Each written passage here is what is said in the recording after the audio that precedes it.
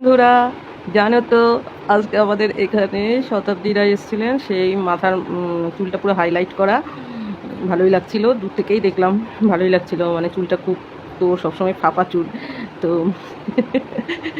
তো আমাদের এখানেও ভিড় হয়েছিল। আর সেদিনকে গতকাল কি হয়েছে জানো, যেদিন দেব আসলো, দেব যেটুকুনি আসার কথা দেবের, সেইটুকুনি এসে যেখানে ওর মানে সে সমাপ্তি হওয়ার কথা, যেই জায়গাটায় যাওয়া সেই জায়গায় যেতেই পারিনি।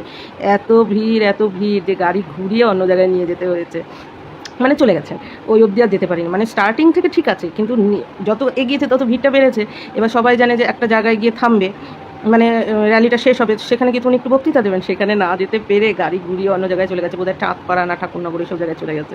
যেন এত ভিড়, শুধু লোকের মাথা মাথা আর মাথা গিজগিজ করছে, কি ভিড় দেবকে দেখার। আর এক জায়গায় তো বাচ্চারা কেঁদেই দিয়েছে, কেউ ওপর থেকে মালা ছুঁড়েছে, কি অবস্থা। ওনার বউ আসলে ভালো হতো, রুক্মিণী দেখতো যে আমার বরের কি কদর। অবশ্য বউ আসলে যদি মেয়েরা কাঁদতো, তখন বৌদি হিসাবে গিয়ে ননদকে ধরতো, কাঁদিস না ভাই, তোর তো দাদা একটু হয়তো হাতে 100-150 টাকা দিয়ে যেত, আইসক্রিম খাস করবে। আমি সেটা বললাম।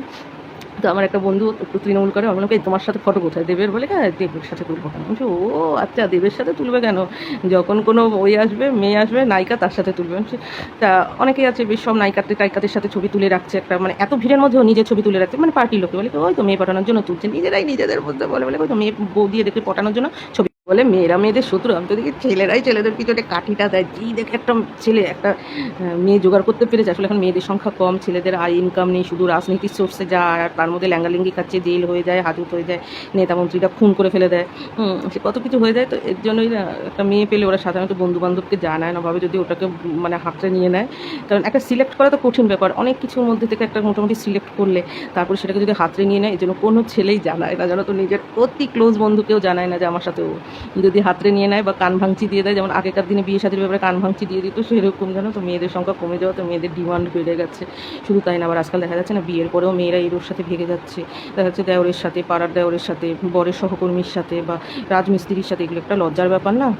মানে বোঝাচ্ছে ছেলেরা চাকরি করে, দেশে নাকি বলে না, রেলে চাকরি করা ছেলের বউ, মানে হাজব্যান্ডের বউ একটা রাজমিস্ত্রির সাথে চলে গেছে। ভাবতে পারো কি লজ্জার ব্যাপার। কত বুঝিয়েছে সংসার করে, তাও ওপর কোনো রাজমিস্ত্রির সাথেই যাবো, কত লজ্জার ব্যাপার।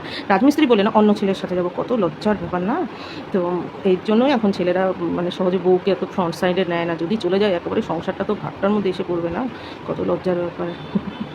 এর জন্য সে কেউ কারোরটা বলে না, জানো। এদিকে বলে বেড়ে মেয়েরা মেয়েদের শত্রু। এখনো যেসব মেয়েরা ভাবে মেয়েরা মেয়েদের শত্রু, তারা ভুল করছে। ছেলেরাই ছেলেদের শত্রু, বুঝতে পেরেছো তো?